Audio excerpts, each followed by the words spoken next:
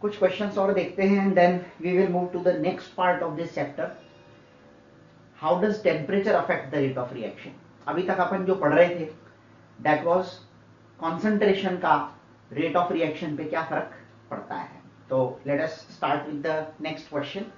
Question है in the reaction A gives B plus C, K is 10 to the power -3 molarity पर second, ध्यान रखिएगा mole पर litre पर सेकेंड है। If we start the reaction with 1 molar concentration of reactant, calculate the concentration of A and B after 10 minutes।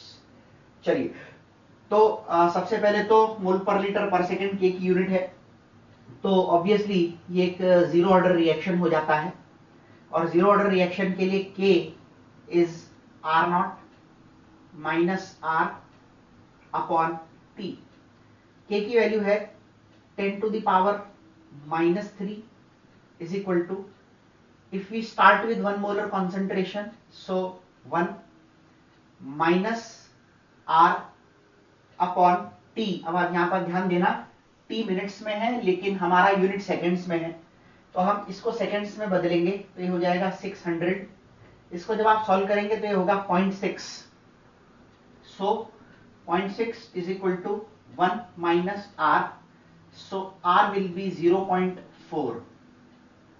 ठीक है, इसका मतलब क्या हुआ कि r is the concentration of reactant after time t। तो concentration of reactant after time t r है। इसका मतलब ये हो गया कि रिएक्टेंट की concentration 0.4 रह गई। ठीक है, तो आपको पूछ रहा है calculate the concentration of A and B. A हमारा रिएक्टेंट है तो रिएक्टेंट की कॉन्सेंट्रेशन 0.4 रह गई, तो ए की कॉन्सेंट्रेशन तो हो गई 0.4। अब आप ध्यान दीजिए ए की कॉन्सेंट्रेशन 0.4 हो गई, ठीक है ना। रिएक्टेंट की कॉन्सेंट्रेशन आफ्टर टाइम टी कितनी है, 0.4 है। अगर रिएक्टेंट की कॉन्सेंट्रेशन 0.4 रह गई इसका मतलब 0.6 ए रिएक्ट किया और 0.6 ए अगर रिएक्ट करेगा तो बी भी 0.6 ही बनेगा, और इसका मतलब ये हो गया कि हमारे बी की कॉन्सेंट्रेशन उस समय 0.6 होगी। दैट इज द रीजन आपका जो क्वेश्चन है इसमें बहुत ध्यान रखना, आप r 0.4 लिख लेंगे, कभी कभी हमसे मिस्टेक हो जाती है, हम कहते हैं कि r अगर 0.4 है तो वहां 0.6 गया और उधर 0.4 बना, उल्टा नहीं करना है। रिएक्टेंट की कॉन्सेंट्रेशन 0.4, रिएक्टेंट की कॉन्सेंट्रेशन 0.4 है, ठीक है। इसका मतलब ये हुआ कि ए की कॉन्सेंट्रेशन जो है वो 0.4 है 10 मिनट के बाद में, और उसी तरह से बी की कॉन्सेंट्रेशन 0.6 है। चलिए अगले क्वेश्चन पे आते हैं। फॉर अ रिएक्शन के is 2.303 minute inverse, if initial concentration is 1, calculate the rate of reaction after 1 minute. तो सबसे पहले तो यहां पर हमको 1 मिनट के बाद में जो कॉन्सेंट्रेशन रह जाएगी रिएक्टेंट की वो निकालनी पड़ेगी। तो हमारा फॉर्मूला सबसे पहले मिनट इनवर्स की बात हो रही है तो ये फर्स्ट ऑर्डर काइनेटिक्स है, तो के आपको दे रखा है 2.303 is equal to 2.303 upon T. T की वैल्यू 1 मिनट है ही, ठीक है। Log initial concentration is 1 upon X, तो ये हो गया कैंसल। इसको जब आप सॉल्व करेंगे तो ये आ रहा है log 1/x is equal to 1। तो 1/x will be anti log 1 और एंटी लॉग 1 होता है 10, तो x की वैल्यू हो जाएगी 0.1। ठीक है, इसका मतलब ये हुआ कि after 1 minute the concentration of reactant after 1 minute is 0.1। ठीक है, अब आपको रेट पूछा है, रेट इज इक्वल टू के into concentration of that reactant after 1 minute. तो के की वैल्यू है 2.303 और x यानी कि रिएक्टेंट की कॉन्सेंट्रेशन है 0.1, तो आपका वैल्यू होगा 0.2303। This is the answer. Clear. इस तरीके से सबसे पहले आप रिएक्टेंट निकालोगे 1 मिनट के बाद कितना बचा, और जितना भी रिएक्टेंट बचेगा that will decide the rate of that reaction. Clear. आगे बढ़ते हैं, फाइंड द ऑर्डर। बहुत सिंपल सा क्वेश्चन है बट ऐसे क्वेश्चंस आपको पूछे जा सकते हैं, इसलिए हम यहां पर इसकी बात कर रहे हैं। Find the order by the following data. Concentration और हाफ लाइफ के बीच में आपको रिलेशन पता है।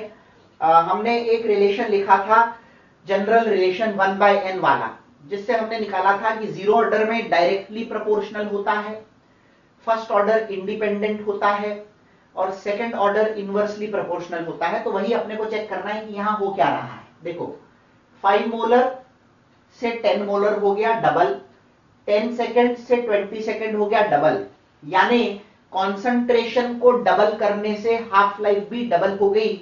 It means it is directly proportional, और डायरेक्ट प्रोपोर्शनैलिटी हमारे पास में कहां होती है? जीरो ऑर्डर रिएक्शन के अंदर half life is directly proportional to concentration. आगे बढ़ते हैं। एटमॉस्फेरिक प्रेशर भी एक तरह से गैसियस कॉन्सेंट्रेशन ही होता है, तो प्रेशर को हमने कर दिया डबल, तो हाफ लाइफ हो गई आधी। डबल करने से आधी मतलब इनवर्स रिलेशन, और हम जानते हैं inverse relation is seen in a second order reaction. ठीक है, अगला आता है 5 से 20, 4 गुना कर दिया, लेकिन हाफ लाइफ पे कोई फर्क नहीं पड़ा। Half life is independent of concentration in a zero order reaction, sorry first order reaction, so this is a first order reaction. इस तरीके से बेटा आपको इंटीग्रेटेड रेट लॉ के ऊपर क्वेश्चन पूछे जा सकते हैं। सबसे ज्यादा चांसेस आपको इंटीग्रेटेड रेट लॉ से ही क्वेश्चन पूछे जाने के होते हैं। इस सेक्शन को अच्छे से कीजिए, मॉड्यूल के क्वेश्चंस को सॉल्व कीजिए। तो हमारा आप ऐसा कह सकते हैं कि हम मेनली इस चैप्टर में 3 फैक्टर्स पढ़ते हैं। मेनली में भी सबसे इंपॉर्टेंट तो कॉन्सेंट्रेशन ही सबसे ज्यादा है, और लंबा भी सबसे ज्यादा कॉन्सेंट्रेशन ही है। तो कॉन्सेंट्रेशन हमने यहां पर खत्म कर दिया।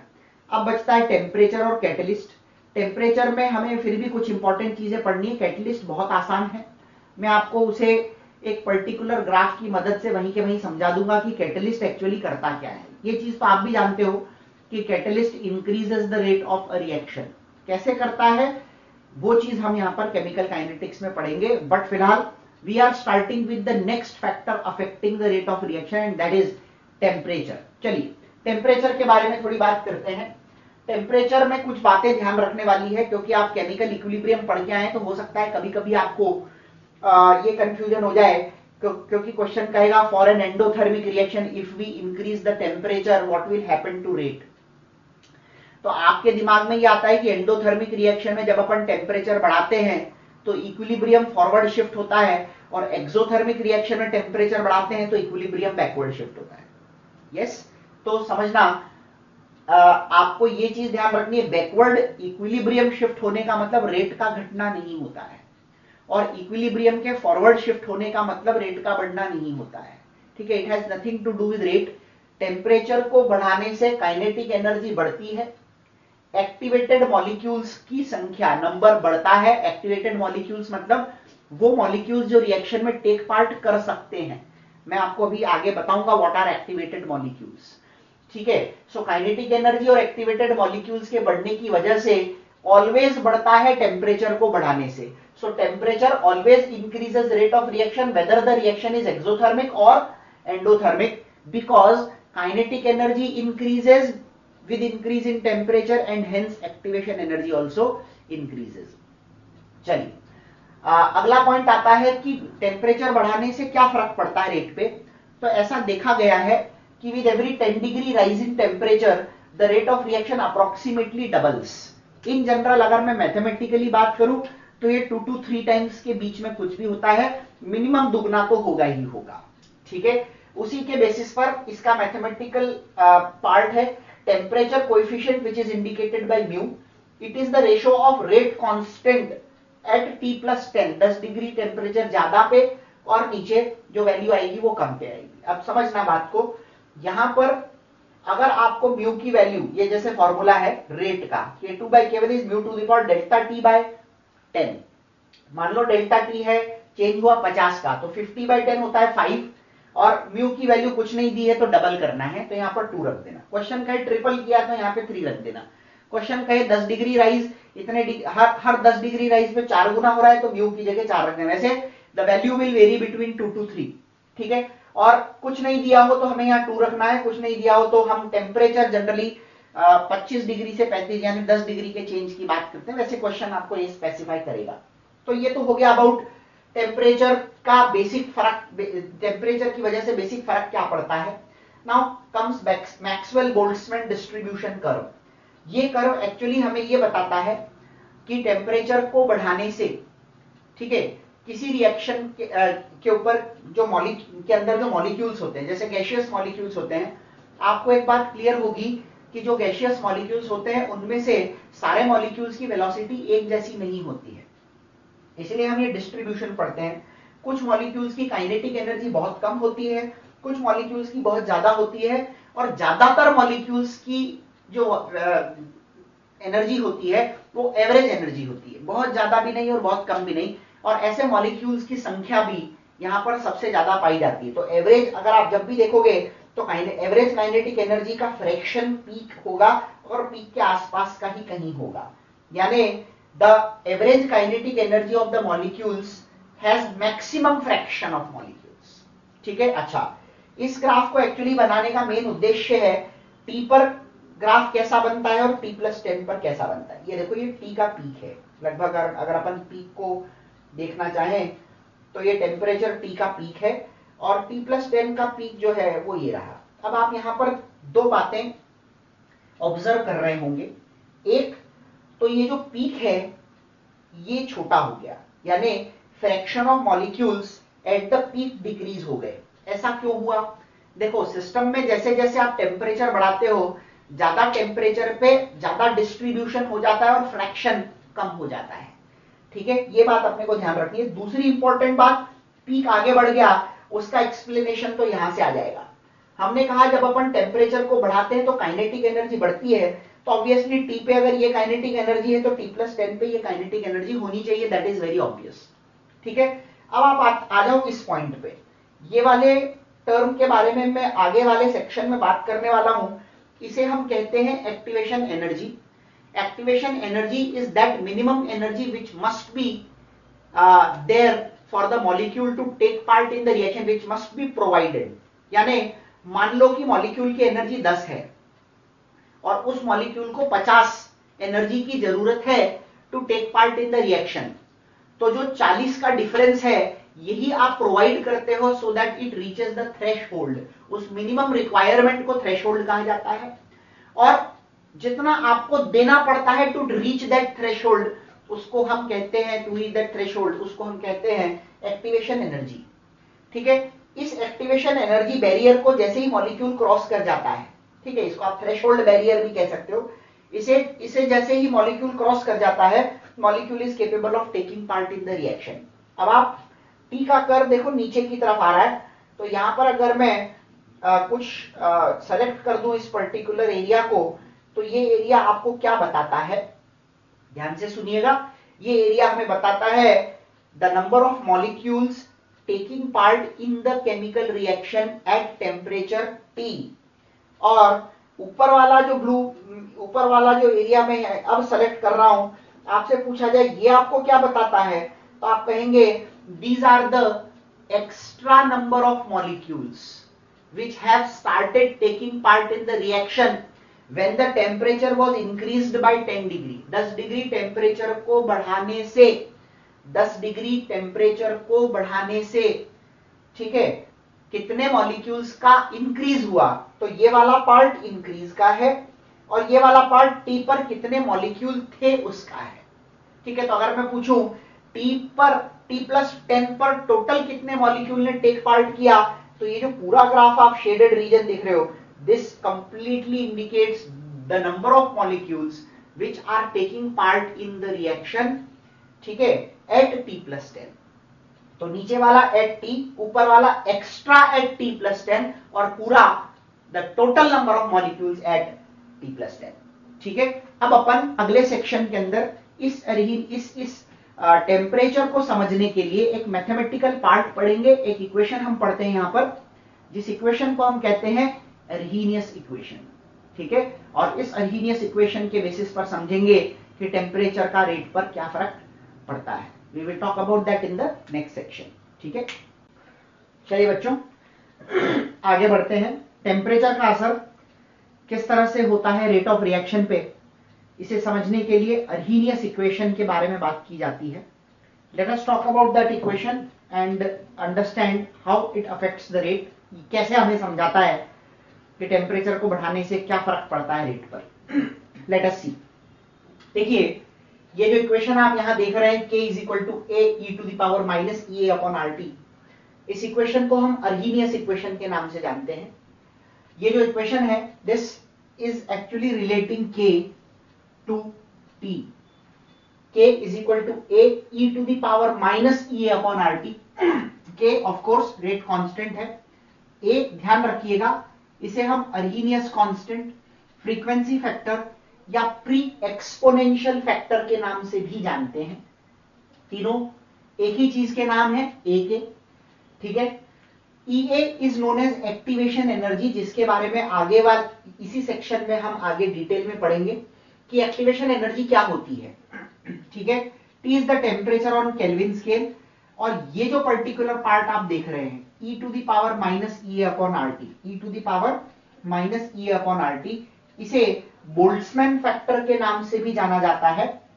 It is the fraction of molecules having energy greater than और इक्वल टू EA, ठीक है। अब समझना बात को, एक्टिवेशन एनर्जी से ज्यादा एनर्जी रखने वाले मॉलिक्यूल्स जो हैं, जिनकी हम बात यहां पर करते हैं, वो मॉलिक्यूल्स होते हैं जो एक्चुअली रिएक्शन में टेक पार्ट कर रहे हैं। आप ऐसा भी कह सकते हो, these are the molecules actually taking part in the reaction, और the molecules having energy greater than और इक्वल टू EA, एक ही बात है।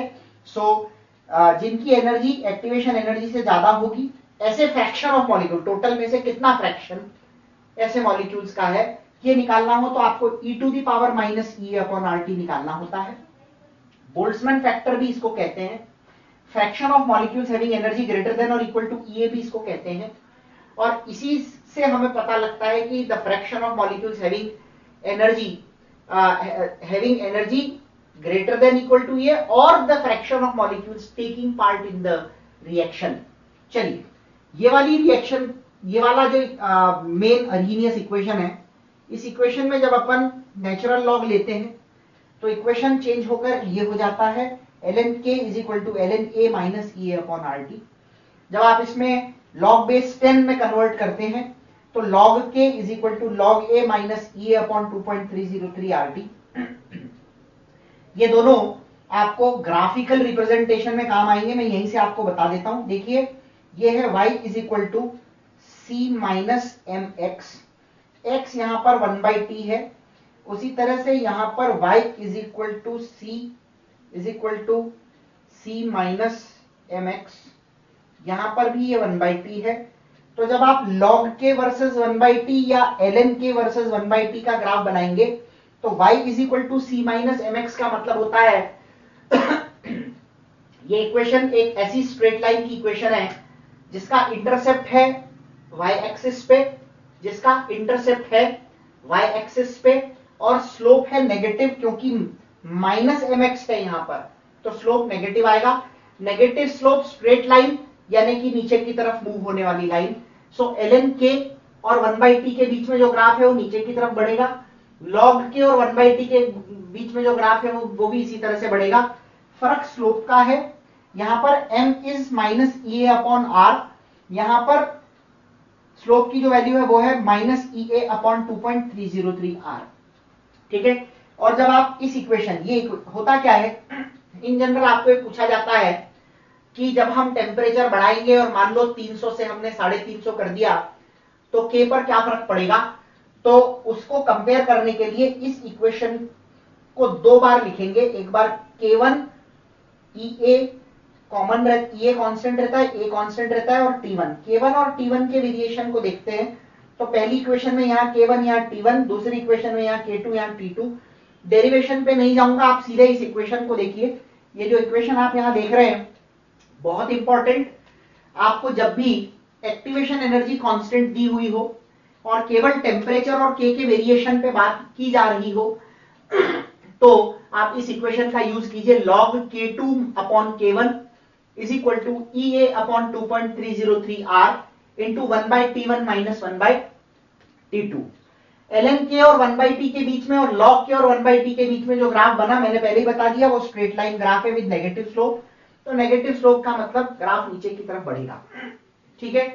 अब आप एक और चीज देखिए, ये वाला जो इक्वेशन है जब अब हम इसको डिफरेंशिएट करते हैं विद रिस्पेक्ट टू टी, तो वहां पर हमें एक डिफरेंशियल फॉर्म ऑफ इक्वेशन मिलता है, अरीनियस इक्वेशन। इसे हम differential form of Arrhenius equation कहते हैं। dlnk/dt is equal to EA/RT square. dlnk/dt is equal to EA/RT square, ये इक्वेशन है। ठीक है, तो यहां पर हमारा बेसिक्स ऑफ अरीनियस इक्वेशन हो जाता है खत्म। मैंने आपको बोला था कि यहां पर हम एक एनर्जी टर्म के बारे में पढ़ते हैं जिसे कहा जाता है एक्टिवेशन एनर्जी। सबसे पहले तो मैं आपको बताऊं एक्टिवेशन एनर्जी क्या है और ग्राफिकली इसे कैसे समझा जा सकता है। So activation energy is that amount of energy which must be supplied to reactants so that they start taking part in the reaction. अब आप समझो, एक्टिवेशन एनर्जी वो एनर्जी है जो हम किसी भी रिएक्टेंट को प्रोवाइड करते हैं, किसी भी रिएक्टेंट को प्रोवाइड करते हैं ताकि वो रिएक्शन में टेक पार्ट करने लगे। टेक्निकली बात करूं तो उतनी एनर्जी दी जाए ताकि वो थ्रेशहोल्ड बैरियर को क्रॉस कर सके, थ्रेशहोल्ड बैरियर को क्रॉस कर सके। तो एनर्जी, और यहां पर आरसी का मतलब है रिएक्शन कोऑर्डिनेट। रिएक्शन कोऑर्डिनेट कोई फैक्टर नहीं है जिसके बेसिस पे हम एनर्जी का ग्राफ बनाते हैं। ये केवल रिएक्शन के पाथ को डिसाइड करता है। अगर आप लेफ्ट टू राइट जा रहे हो तो आप फॉरवर्ड जा रहे हो, और अगर आप राइट टू लेफ्ट आ रहे हो तो आप बैकवर्ड आ रहे हो। समझना, रिएक्टेंट की एनर्जी या एंथैल्पी यहां है, इसे हमने HR से रिप्रेजेंट कर दिया। देखो, ये जो ग्राफ मैं बना रहा हूं अभी, these are for elementary reactions. Elementary reaction का मतलब होता है, हम जानते हैं, simple reaction, the one which gets completed in single step. ऐसी रिएक्शन जो सिंगल स्टेप में खत्म हो जाए उसे हम एलिमेंट्री रिएक्शन कहते हैं। ठीक है, तो एक स्टेप में होने वाली रिएक्शंस का ग्राफ में एक ही कर्व आएगा, दो स्टेप में होने वाली रिएक्शंस में दो कर्व आएंगे, तीन स्टेप में तीन कर्व आएंगे। यानी the number of curves in the graph represents the number of steps it is taking to complete the reaction। तो यहां पर ये जो लाइन आप देख रहे हो, इसको हम कहते हैं थ्रेशोल्ड एनर्जी का बैरियर। थ्रेशोल्ड एनर्जी वो मिनिमम एनर्जी होती है जो रिएक्टेंट को देनी जरूरी है ताकि रिएक्शन में वो टेक पार्ट कर सके। अब आप समझो what is the difference between activation energy and threshold. Reactant को 100 एनर्जी चाहिए ताकि वो रिएक्शन में टेक पार्ट कर सके, तो 100 तो हो गया थ्रेशोल्ड। अब मैंने ऑब्जर्व किया कि रिएक्टेंट की ओरिजिनल एनर्जी तो 30 है, उसको चाहिए 100, यानी उसको रीच करना है 100 पे। 30 उसके पास ऑलरेडी है, खुद की एनर्जी 0 तो नहीं होगी, तो उसके पास 30 ऑलरेडी है और उसे 100 पे जाना है। तो इसका मतलब हमें उसे 70 और देनी है। ठीक है, you need to provide 70 kilojule or 70 joule more energy so that it reaches the threshold. So the extra amount of energy which you supply to reactants so that it reaches the threshold is known as activation energy. तो जैसे यहां पर इस energy level पर reactants already हैं, अगर आप इन्हें थ्रेशोल्ड तक पहुंचाना चाहते हैं तो आपको इन्हें इतनी एनर्जी देनी पड़ेगी जिसे हम EA स्मॉल f से रिप्रेजेंट करते हैं। EAF रिप्रेजेंट करता है फॉरवर्ड को, तो फॉरवर्ड रिएक्शन की एक्टिवेशन एनर्जी को रिप्रेजेंट करता है EAF। उसी तरह से इस पर्टिकुलर लेवल से बैकवर्ड में आपको कितनी एनर्जी देनी पड़ेगी, तो इतनी एनर्जी देनी पड़ेगी, इसे हम कहते हैं EAB। तो बैकवर्ड रिएक्शन के लिए आपको प्रोडक्ट से थ्रेशोल्ड का डिफरेंस निकालना है और फॉरवर्ड रिएक्शन के लिए आपको रिएक्टेंट से थ्रेशोल्ड का डिफरेंस निकालना है। इस गैप को हम कहते हैं डेल्टा H। ठीक है, और डेल्टा H होता है HP minus HR, product minus reactant, final minus initial, कुछ भी बोल सकते हो। यहां पर आप देख सकते हो क्लियरली प्रोडक्ट की एनर्जी ज्यादा है और रिएक्टेंट की कम, तो ये डेल्टा H पॉजिटिव आएगा। और इसीलिए देखिए नीचे मैंने लिखा है ये एक एंडोथर्मिक रिएक्शन का ग्राफ है।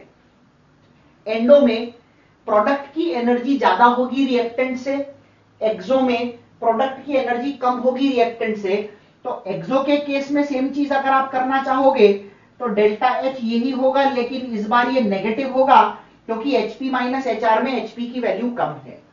यहां पर अगर अपन बात करें एक्टिवेशन एनर्जी ऑफ फॉरवर्ड की, तो एक्टिवेशन एनर्जी ऑफ फॉरवर्ड यहां पर ये रहा EAF, और बैकवर्ड की एक्टिवेशन एनर्जी की बात करें तो ये रहा EAB। यहां से आपको एक बात समझ में आ रही होगी, EAF is greater than EAB।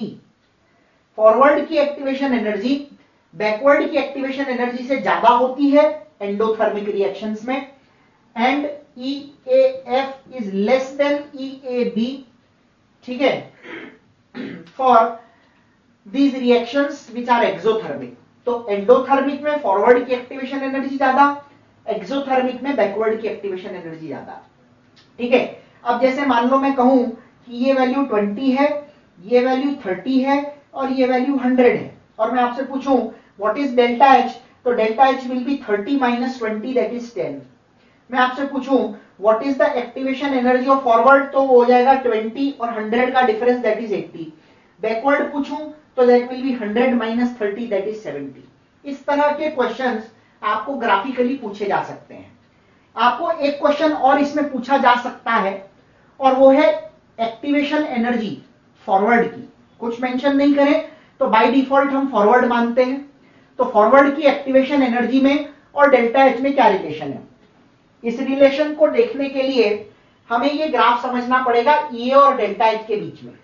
ये एंडोथर्मिक के ग्राफ है, 3 ग्राफ है, दो तो एक्सट्रीम है कि यहां से शुरू किया और जस्ट थोड़ा सा ऊपर जाके खत्म हो गया। यहां पर देखें तो यहां से शुरू किया और थ्रेशोल्ड रीच करते ही जस्ट थोड़ा सा नीचे आके खत्म हो गया, और ये एक मॉडरेट रिएक्शन है। अब अगर आप यहां पर डेल्टा एच को मार्क करोगे तो ये रहा डेल्टा एच और ये रहा activation energy of the forward reaction. अब यहां पर अगर आप डेल्टा एच को मार्क करोगे तो ये रहा डेल्टा एच और ये है activation energy of the forward.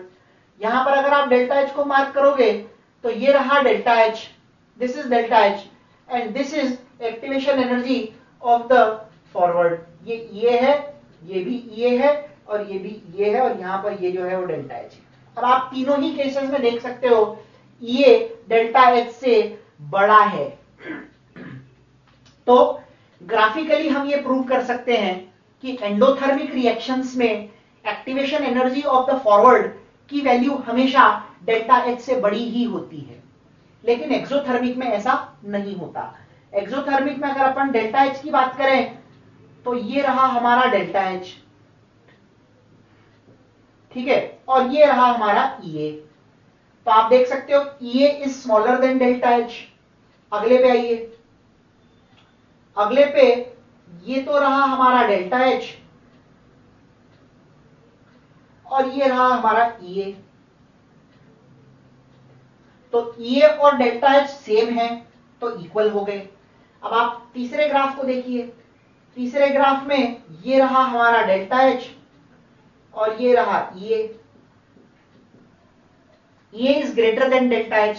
तो आप देख सकते हैं एक्सोथर्मिक रिएक्शंस में EA less than delta H का भी केस बन रहा है, EA greater than delta H का केस भी बन रहा है, और EA equal to delta H का केस भी बन रहा है। तीनों ही तरह के केसेस यहां पर पॉसिबल हैं, और इसलिए आप ऐसा कह सकते हो कि for an endothermic reaction EA is always greater than delta H, but for an exothermic reaction anything is possible.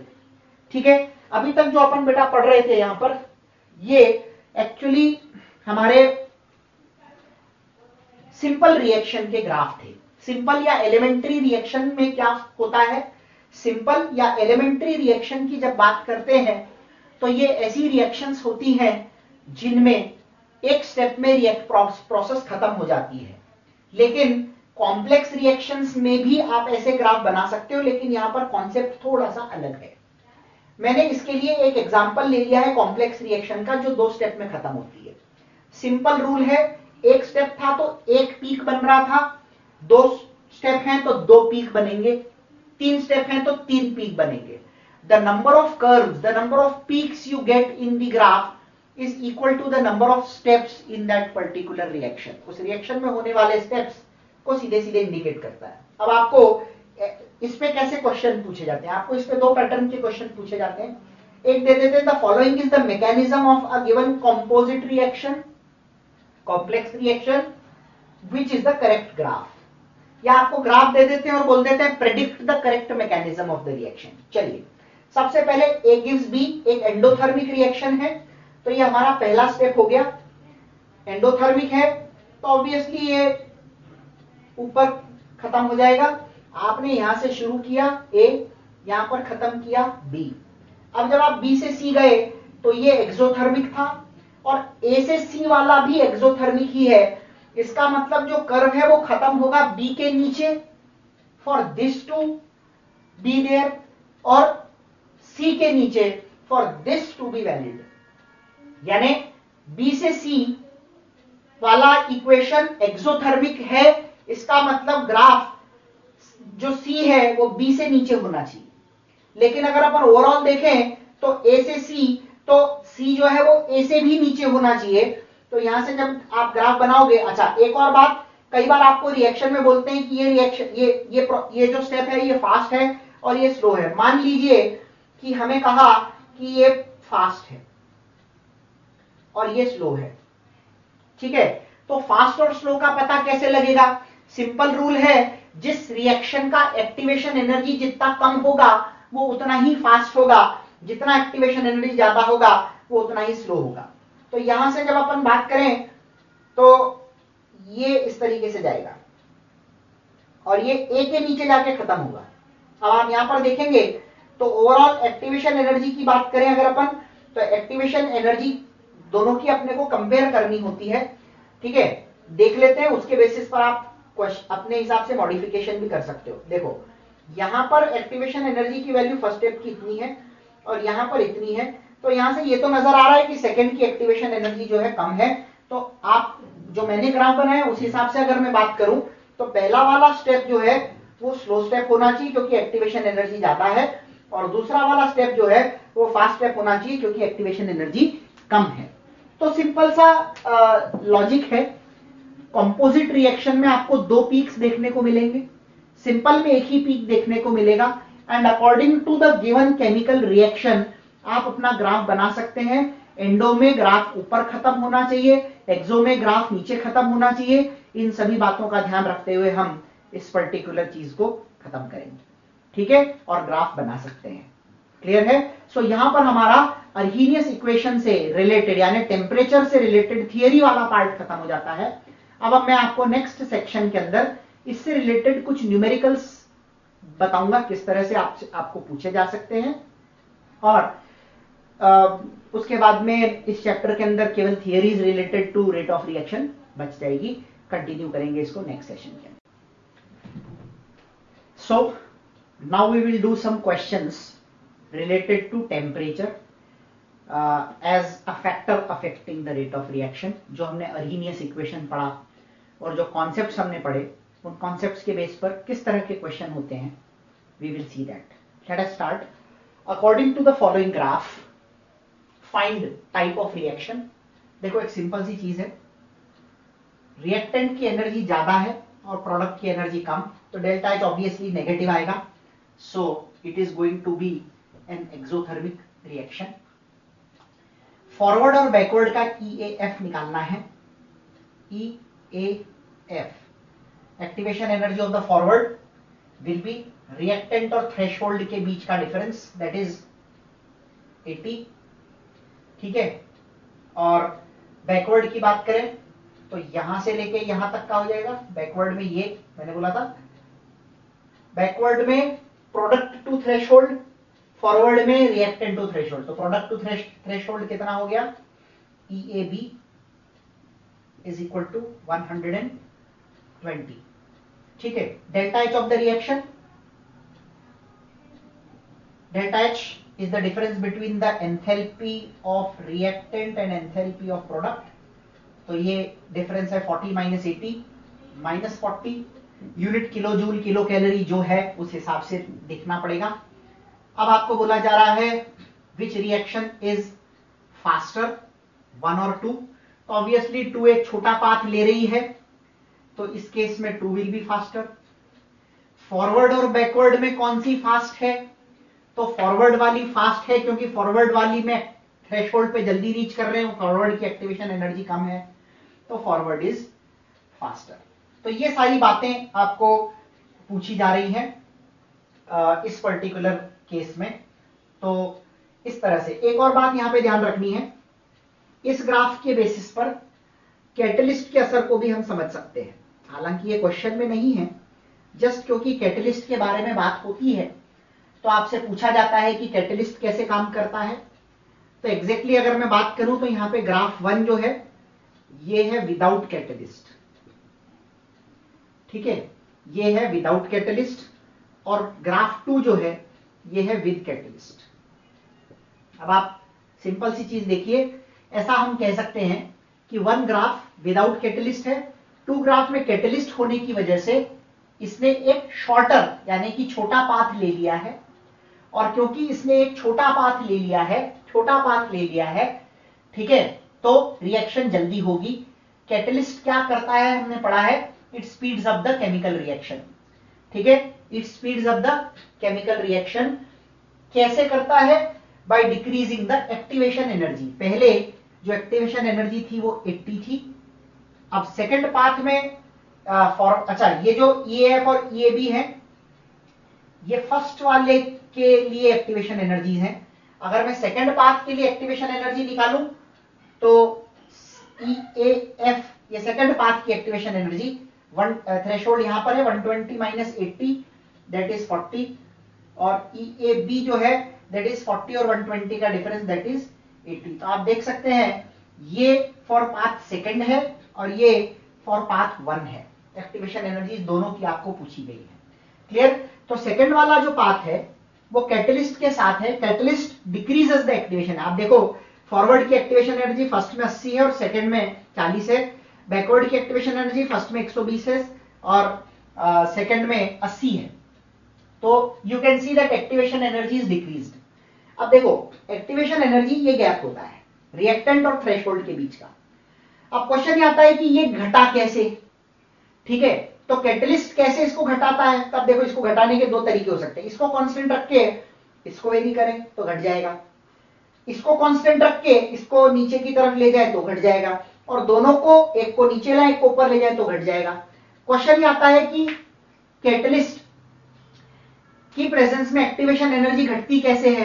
तो आप देख सकते हो पहले थ्रेशोल्ड ऊपर था, अब थ्रेशोल्ड नीचे, रिएक्टेंट और प्रोडक्ट की एनर्जी में कोई फर्क नहीं पड़ता, इट रिमेन्स कांस्टेंट। तो सिंपल सा लॉजिक है, आपसे पूछा जाए कि ये कैटलिस्ट एक्टिवेशन एनर्जी को घटाकर रेट ऑफ रिएक्शन को बढ़ाता है, तो आखिर ये एक्टिवेशन एनर्जी को घटाता कैसे है?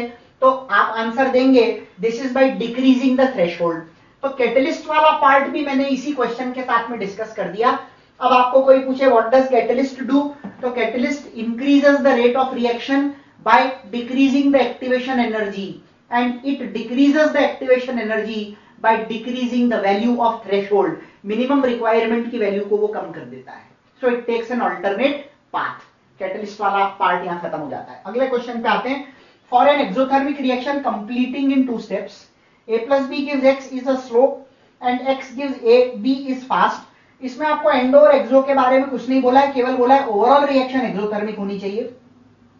तो ओवरऑल रिएक्शन एक्सो चाहिए तो फोर्थ खत्म हो गया, 2 स्टेप है इसलिए सेकंड भी खत्म हो गया। सिंपल चीज है, 2 स्टेप का मतलब 2 पीक होने चाहिए, सब में 2 पीक है, इसमें एक ही है। एक्सो का मतलब होता है कि प्रोडक्ट की एनर्जी जो है लोअर जानी चाहिए, यहाँ ऊपर ही खत्म हो गई इससे, इसलिए ये एंडो का ग्राफ हो गया। अब इन दोनों में से आपको देखना पड़ेगा, एक में पीक बड़ा है पहला और दूसरे में पीक बड़ा है दूसरा, ठीक है। स्लो स्टेप में पहले का पीक बड़ा होना चाहिए और पहले का पीक यहाँ पर छोटा है यहाँ पर बड़ा है, इसलिए थर्ड ग्राफ हो जाएगा। ये ग्राफ किसको बता रहा है? बता एक्सो को ही रहा है, लेकिन ये एक ऐसे एक्सोथर्मिक रिएक्शन का ग्राफ बता रहा है जिसमें first step is a fast step and second step is a slow step, ठीक है। सो ये मोस्ट अप्रोप्रिएट हो जाएगा according to the given conditions, ठीक है। चलिए अगला जो क्वेश्चन है ये डायरेक्ट फॉर्मूला बेस्ड क्वेश्चन है। मैंने आपको एक फॉर्मूला बताया था लास्ट सेशन में, log K2 by K1 is equal to EA upon 2.303 R, bracket में 1 by T1 minus 1 by T2। तो for a reaction temperature is increase, तो T1 और T2 आपको दे रखे हैं, rate of reaction becomes 5 times. अब आप ध्यान देना, रेट ऑफ रिएक्शन के 5 गुना होने का मतलब सीधा सीधा है कि रेट कांस्टेंट का 5 गुना हो जाना। तो K2 की वैल्यू 5 टाइम्स K1 है, तो log K2 by K1 will become log 5।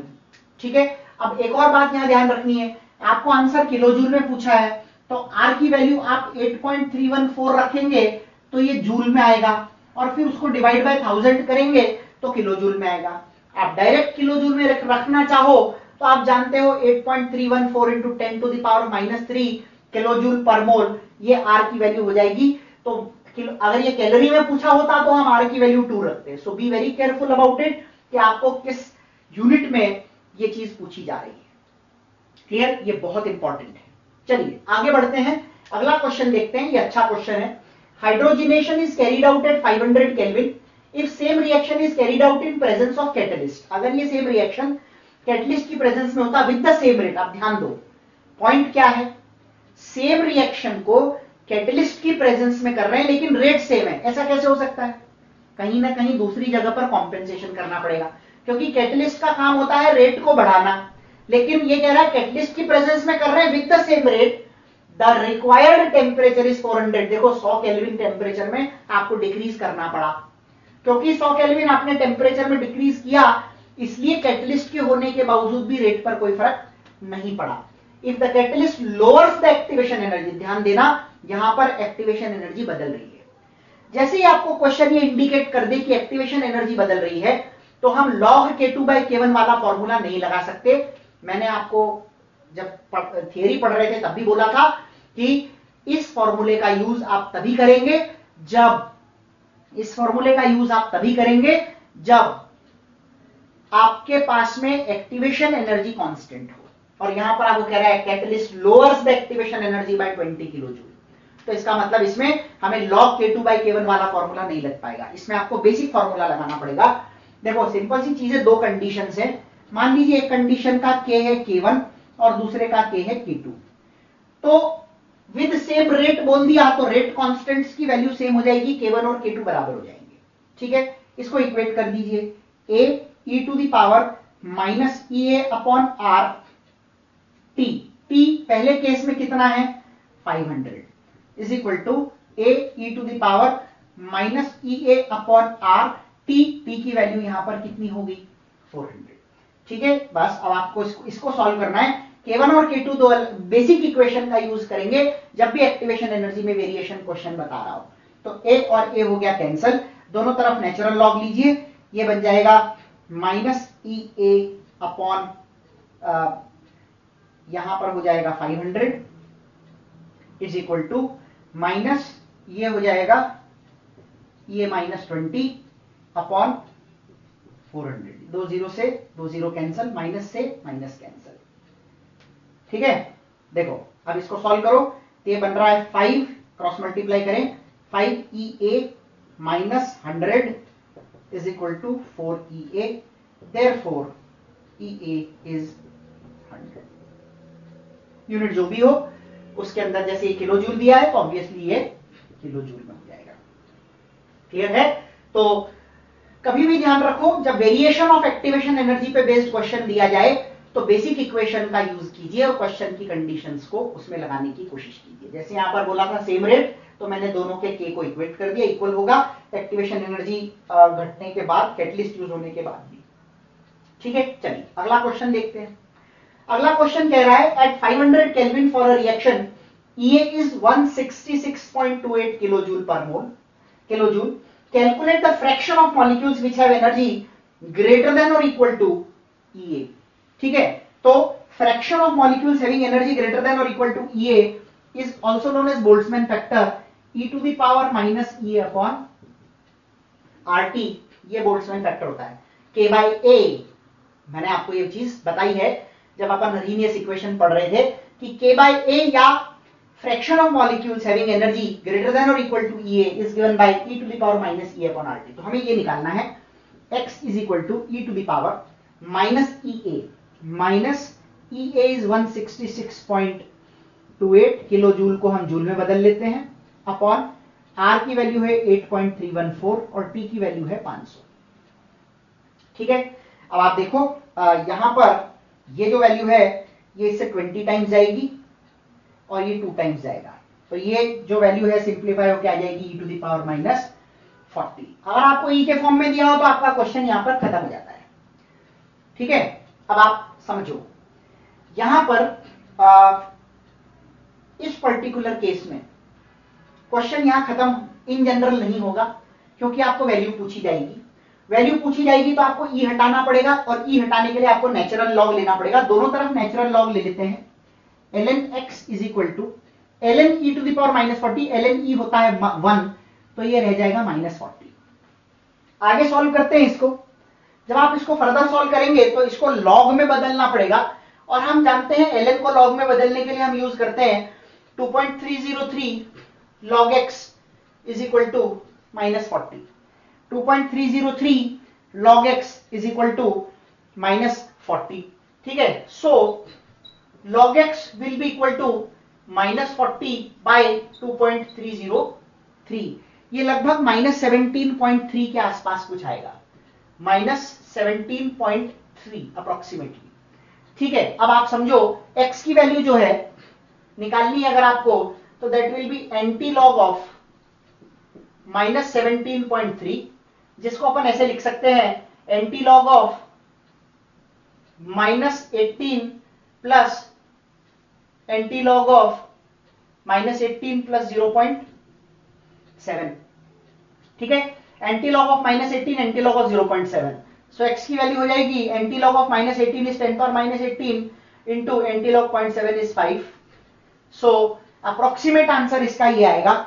Actually इसमें जो वैल्यू आती है माइनस 40 बाई 2.303 17.36 आती है, तो ये जब 17.36 होगा तो वो 0.67 का एंटी लॉग हमको निकालना पड़ेगा, वो 4 पॉइंट समथिंग आएगा। बट हाँ, आप अप्रोक्सीमेशन लेकर क्वेश्चन सॉल्व करोगे तो फास्ट होगा और आपका आंसर जल्दी आएगा, क्लोज टू द ऑप्शन। बहुत इंपॉर्टेंट है कि हम एक्यूरेटली क्वेश्चन को करना है, आंसर निकालना उतना इंपॉर्टेंट नहीं है। जल्दी कम समय में और सही आंसर निकालना हमारे लिए बहुत जरूरी है बेटा। ठीक है, so this is extremely important. चलिए एक आखिरी क्वेश्चन देखेंगे इस सेक्शन से, और ये क्वेश्चन में करा इसलिए रहा हूं, हालांकि इस तरह के क्वेश्चंस आपको कम पूछे जाते हैं, लेकिन इस तरह के लेंदी, एक्चुअली क्वेश्चन बहुत लेंदी है। एक कॉम्प्लेक्स रिएक्शन है जो 3 स्टेप में खत्म हो रही, साफ दिख रहा है।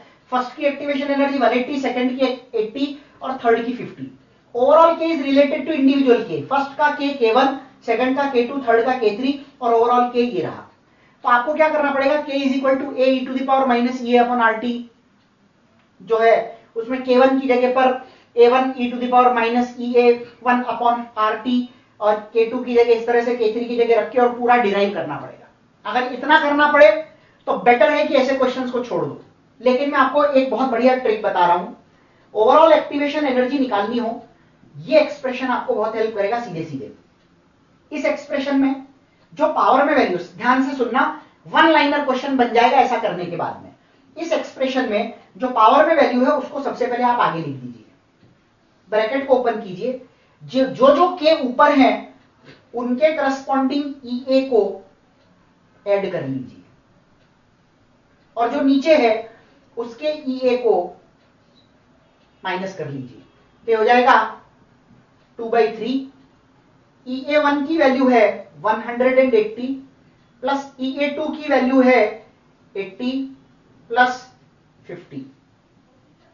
ठीक है, तो ये हो गया 2/3, 180 प्लस 80 इज 260, 260 प्लस 50 इज 310। ठीक है, तो यहां से अगर अपन देखेंगे तो 105, तो ये 210 इसका जो आंसर, इसको आपको बेसिकली सॉल्व करना है। 180 और 130, ये 310 हो गया, 620। ठीक है ना, तो यहां पे अगर अपन देखें तो ये हो गया 620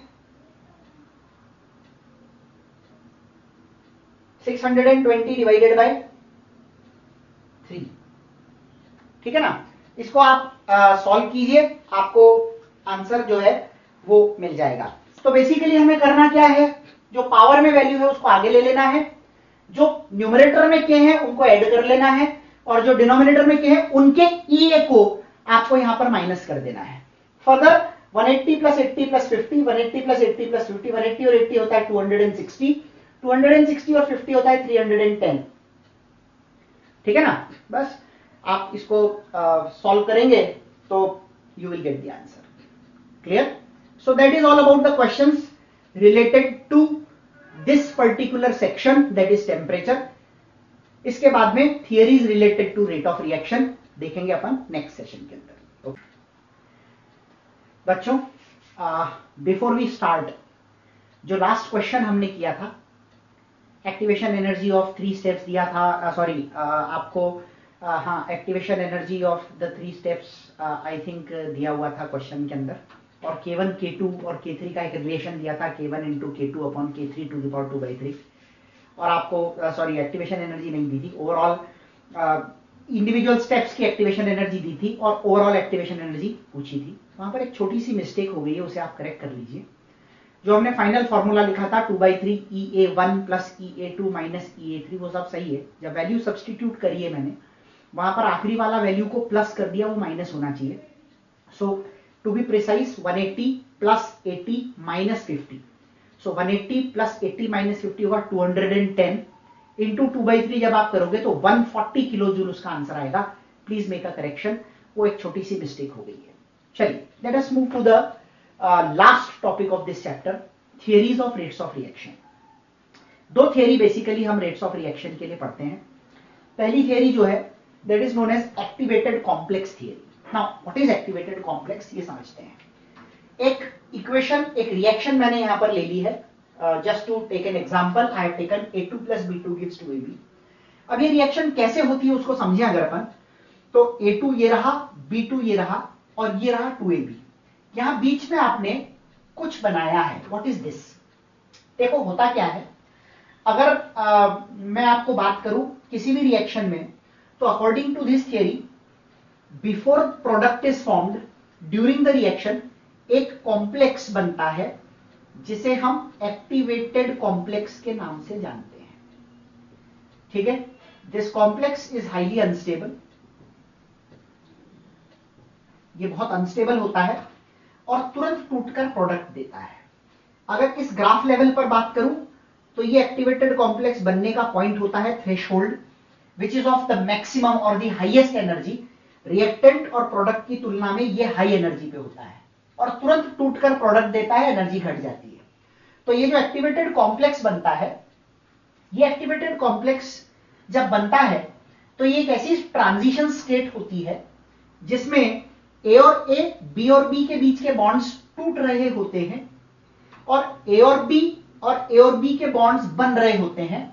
the dotted lines between A and B B is indicating the breaking of bonds. जो डॉटेड लाइंस ए और बीबी के बीच में है, वो ये इंडिकेट कर रहा है कि ये बॉन्ड टूट रहे हैं, और AB और AB के बीच में जो डॉटेड लाइंस है, वो ये इंडिकेट कर रही हैं कि ये नए बॉन्ड्स बन रहे हैं।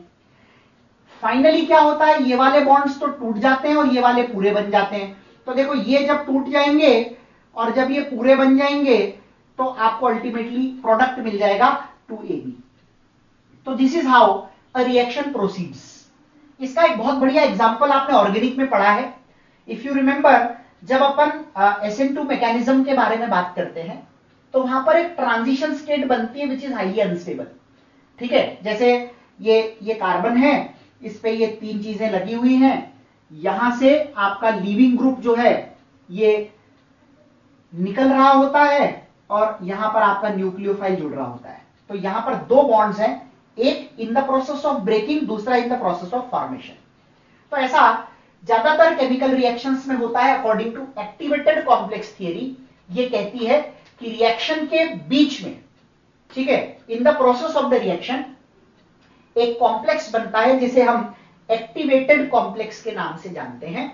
और ये जो एक्टिवेटेड कॉम्प्लेक्स है, ये बनता है at the highest energy level. Graphically बात करें तो थ्रेशोल्ड लेवल पर एक्टिवेटेड कॉम्प्लेक्स बनता है। ये बहुत अनस्टेबल होता है और तुरंत टूटकर आपको प्रोडक्ट दे देता है। ये एक्टिवेटेड कॉम्प्लेक्स थियरी का कॉन्सेप्ट है। ठीक है? चलिए, तो ये तो थियरी यहां पर हो जाती है खत्म। अब आते हैं आगे। कोलिजन फ्रीक्वेंसी को सबसे पहले अपन बात करें कोलिजन थियरी, एनसीईआरटी में ये थियरी दी हुई है और बहुत इंपॉर्टेंट है, तो अपन इसके बारे में बात करें तो देखो इसमें कुछ टर्म्स हैं। सबसे पहले तो हम इसके अंदर पढ़ते हैं कोलिजन थियरी के बारे में। कोलिजन थियरी क्या कहती है? कोलिजन थियरी कहती है कि रिएक्शन के होने के लिए मॉलिक्यूल्स का टकराना जरूरी है। अगर मॉलिक्यूल टकराएंगे नहीं तो उनमें इंटरेक्शन का चांस नहीं होगा, और इंटरेक्शन का चांस नहीं होगा तो रिएक्शन नहीं हो पाएगी। और इसलिए आप ऐसा कह सकते हो कि कोलिजन इज वेरी इंपॉर्टेंट। ना कोलिजन कितना होता है, कैसा होता है ताकि रिएक्शन हो सके, उन्हीं चीजों के बारे में इस थियरी के अंदर एक्सप्लेन किया गया है। सबसे पहले हम यहां पर एक टर्म की बात करते हैं, this is known as collision frequency which is indicated by Z। ठीक है, what is this? The number of molecules colliding per unit time per unit volume of the reacting mixture. यानी मान लो हमारे पास में 1 ml रिएक्टिंग मिक्सचर है और उस 1 ml reacting mixture में कितने मॉलिक्यूल्स टकरा रहे हैं पर यूनिट टाइम, यानी कि पर सेकेंड में। सपोज क्योंकि फ्रीक्वेंसी बहुत हाई होती है तो हम इसको पर सेकेंड ही गिनते हैं, ठीक है, पर मिनट में तो ये बहुत ज्यादा हाई हो जाएगी।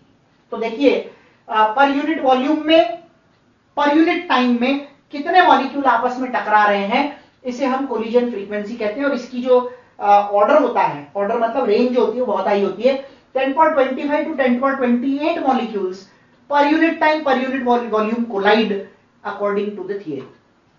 ठीक है, अच्छा, अब जब मॉलिक्यूल टकराते हैं तो दो तरह के पॉसिबिलिटीज हो सकते हैं इनके टकराने के। दीज कोलिजन्स में be of two types, effective and ineffective. अब सिंपल सा रूल है, इफेक्टिव क्या और इनइफेक्टिव क्या। तो इफेक्टिव कोलिजन्स का मतलब होता है ऐसे कोलिजन्स जिनकी वजह से एक्चुअली रिएक्शन हो। So those collisions which result in chemical reaction, which result in the reactants reacting to give you product are effective। कई होते हैं जो टकराते हैं वापस अपनी जगह चले जाते हैं, टकराते तो हैं। तो देखो समझना, कोलिजन फ्रीक्वेंसी में तो सब आ जाते हैं जितने टकराए, चाहे इफेक्टिव हो चाहे इनइफेक्टिव हो। Collision frequency indicates the sum of effective and ineffective collisions, दोनों का सम। लेकिन हमारे काम का एक्चुअली अगर आपको रेट निकालना है तो हमारे काम का जो है वो इफेक्टिव कोलिजन है, क्योंकि इफेक्टिव कोलिजन ही हमें बताएगा कि रिएक्शन का रेट क्या है, क्योंकि रिएक्टिंग स्पीशीज तो इफेक्टिव कोलिजन में आएंगे। इनइफेक्टिव कोलिजन मतलब those collisions which happen but does not result in any product, यानी रिएक्शन हो रही है लेकिन प्रोडक्ट नहीं बन रहा है। ठीक है, for effective collisions two barriers must be crossed. अब आपको कैसे पता लगेगा कि ये कोलिजन इफेक्टिव है कि नहीं है?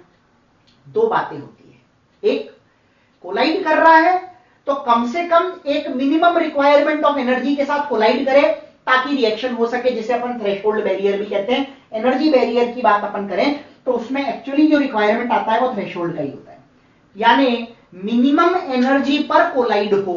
अगर ग्राफिकली बात करूं तो इस पॉइंट या इससे ऊपर कोलाइड हो तो इफेक्टिव, और इस पॉइंट से नीचे कोलाइड हो तो इनइफेक्टिव कोलिजन हो रहे हैं। लेकिन एनर्जी सफिशिएंट नहीं है for the reaction to take place, क्योंकि हमने कहा threshold energy is that minimum energy which must be there for the molecules to take part in the reaction. Clear? तो थ्रेशोल्ड की रिक्वायरमेंट पूरी होनी जरूरी है। मान लो 100 किलो जूल एनर्जी होनी चाहिए मॉलिक्यूल्स की, अगर 100 या उससे ऊपर है यानी anything greater than activation energy then it is okay. ठीक है, तो आपको कितनी प्रोवाइड करनी पड़ती, मैंने आपको बोला था ये डिफरेंस। इसकी एनर्जी थ्रेशोल्ड में से माइनस कीजिए, ये मान लो ये लेवल 100 का है और ये मान लो 20 का है, तो आपको 80 सप्लाई करना पड़ रहा है। ये जो 80 आप सप्लाई करोगे, ये जब तक सप्लाई नहीं होगा तब तक रिएक्शन नहीं हो पाएगी। तो 80, इसे ही हम एक्टिवेशन एनर्जी भी कहते हैं। तो एक्टिवेशन एनर्जी क्या होती है? Threshold minus average kinetic energy of the reacting species. Threshold energy और average kinetic energy of the reacting species का जो डिफरेंस होता है इसको हम एक्टिवेशन एनर्जी कहते हैं। क्लियर? सो अब सिंपल सी चीज है, जब मॉलिक्यूल्स की बात करते हैं एक सिस्टम के अंदर, तो there are two types of reacting species, one are active molecules and another are passive molecules. Active कौन? देखो, अगर मैं इस ग्राफ के हिसाब से बात करूं तो इस बैरियर के नीचे वाले पैसिव और इस बैरियर के ऊपर वाले एक्टिव। आपको मैंने एक और ग्राफ बताया था, मैक्सवेल बोल्ट्जमैन डिस्ट्रीब्यूशन ग्राफ। अगर आप उस ग्राफ को देखेंगे तो इफ यू रिमेंबर, हमने जो ग्राफ बनाया था वो ऐसा था, और यहां पर मैंने एक लाइन बनाई थी, इसको हमने कहा था थ्रेशोल्ड बैरियर या एक्टिवेशन एनर्जी। तो एक्टिव मॉलिक्यूल होंगे यहां और पैसिव मॉलिक्यूल होंगे यहां, यानी इस लाइन के लेफ्ट में जितने भी मॉलिक्यूल हैं वो सब पैसिव हैं, और इस लाइन के राइट में जितने भी मॉलिक्यूल हैं वो एक्टिव हैं। क्लियर? यानी अगर मॉलिक्यूल यहां है तो इसे बढ़ाकर यहां तक लाना पड़ेगा, तो आपको क्या देना पड़ेगी? एक्टिवेशन एनर्जी की वैल्यू सप्लाई करना पड़ेगी। तो active molecules take part in the reaction and those molecules, और यहां पर इस ग्राफ पे बात करें तो ये लेवल एक्टिव मॉलिक्यूल का है और ये पैसिव, इस लाइन के ऊपर एक्टिव, इस लाइन के नीचे पैसिव है। तो अल्टीमेटली आपको किसी भी मॉलिक्यूल को एक्टिव बनाना है तो उस मॉलिक्यूल को एक्टिवेशन एनर्जी दीजिए। तो पैसिव मॉलिक्यूल में जब अपन एक्टिवेशन एनर्जी डालते हैं तो एक्टिव बन जाता है, क्योंकि पैसिव तो रिएक्शन में टेक पार्ट कर ही नहीं रहा है। So if you want the reactant to take part, then convert that passive molecule to active. And how do you do that? By supplying activation energy. ठीक है, तो ये तो हो गया एनर्जी रिक्वायरमेंट। कम से कम थ्रेशोल्ड वाली लेवल को पहुंचना चाहिए, अगर वहां नहीं पहुंचा तो रिएक्शन नहीं होगी। दूसरा, वहां पहुंच भी गया लेकिन टकराया सही तरीके से नहीं, सही डायरेक्शन में नहीं, that is called as orientation. तो दूसरा बैरियर जिसको चेक करना पड़ेगा हमें, उसे हम कहते हैं orientation barrier. Molecules must collide in correct orientation, सही तरीके से टकराना चाहिए। इसका एक एग्जांपल मैं आपको देता हूं। देखो, एक सिंपल सी चीज है, SN2 मैकेनिज्म को ही मैं फिर से लूंगा क्योंकि ये बहुत हेल्प करता है हमें। और इस पे जब आप न्यूक्लियोफाइल ऐड करते हैं तो आपने ऑर्गेनिक में पढ़ा था, ये जो मॉलिक्यूल है पोलर होता है, तो यहां पर डेल्टा नेगेटिव और यहां डेल्टा पॉजिटिव होता है। अब हम एक बात वहां पढ़ते हैं, तो nucleophile attacks the alkyl halide molecule from the back side. क्यों सामने से नहीं टकराया? और सामने से टकरा जाए तो क्या होगा? दोनों बातें देखते हैं। अगर सामने से टकरा गया तो सामने देखो X है जिसके ऊपर पार्शियल नेगेटिव चार्ज है, और न्यूक्लियोफाइल तो एक इलेक्ट्रॉन रिच स्पीशीज होता ही है, यानी उस पर भी नेगेटिव चार्ज है। तो जब दो नेगेटिव आपस में टकराएंगे तो will they attract? No, they will repel. तो ये रिपेल करके दूर चले जाएंगे। टकराएंगे तो सही, लेकिन मॉलिक्यूल बॉन्ड नहीं बना पाएगा क्योंकि ये रिपल्शन उसे बॉन्ड बनाने नहीं देगा। तो RX मॉलिक्यूल का R न्यूक्लियोफाइल के साथ जब टकराएगा तो पॉजिटिव नेगेटिव आपस में अट्रैक्ट होकर जुड़ जाएंगे। इसीलिए हम कहते हैं कि द मॉलिक्यूल और nucleophile always attacks the molecule from the back side, and the reason is front में से नेगेटिव नेगेटिव रिपेल करते हैं, बैक में जाओगे तो डेल्टा प्लस पॉजिटिव और नेगेटिव चार्ज आपस में अट्रैक्ट करेंगे। तो बेसिकली ओरिएंटेशन सही होने का मतलब ये होता है, ठीक है, कि जो मॉलिक्यूल टकरा रहे हैं सही डायरेक्शन में, सही ओरिएंटेशन के साथ टकराएं ताकि मॉलिक्यूल इफेक्टिवली बॉन्ड बना सके। ठीक है, तो that is called as orientation barrier. अब आप देखो, मैं यहां पर आपको जो इक्वेशन के बारे में बात कर रहा था, ठीक है, इसमें ऐसे बहुत सारे एग्जांपल आप ओरिएंटेशन बैरियर के लिए ले सकते हैं। ठीक है, there are many, in fact most of the cases में आपको इस तरह का ओरिएंटेशन बहुत इंपॉर्टेंट रोल प्ले करेगा टू डिसाइड कि रिएक्शन होगी कि नहीं होगी। अब हमने जो रेट का एक्सप्रेशन लिखा था, K is equal to A E to the power minus E upon RT, अगर आपको याद हो तो हमने A को बोला था फ्रीक्वेंसी फैक्टर। आप देख रहे हो ये कोलिजन फ्रीक्वेंसी है, तो इसी फ्रीक्वेंसी फैक्टर को हमने, इसी A को हमने फ्रीक्वेंसी फैक्टर बोला था यहां से। तो आप इस थियरी के हिसाब से Z को रिप्लेस करेंगे, e to the power minus E A upon RT as it is रहेगा, यानी A will be replace by Z। अब क्या ये रिएक्शन आपको एक्चुअल रेट बताती है? The answer is no. क्यों नहीं बताती? क्योंकि Z है कोलिजन फ्रीक्वेंसी, कितने टकराए, इफेक्टिवली टकराए कि नहीं टकराए, ये इंपॉर्टेंट यहां पर नहीं था। हमको केवल ये बताया गया था इतने टकराते हैं। अब उन टकराने वालों में से कितने सही तरीके से टकराते हैं, we don't know that from this equation. तो यहां पर हम एक फैक्टर को इंट्रोड्यूस करते हैं P, जिसे हम कहते हैं प्रोबेबिलिटी फैक्टर। ठीक है, इसे कहा जाता है प्रोबेबिलिटी फैक्टर। और ये प्रोबेबिलिटी फैक्टर हमें क्या बताता है?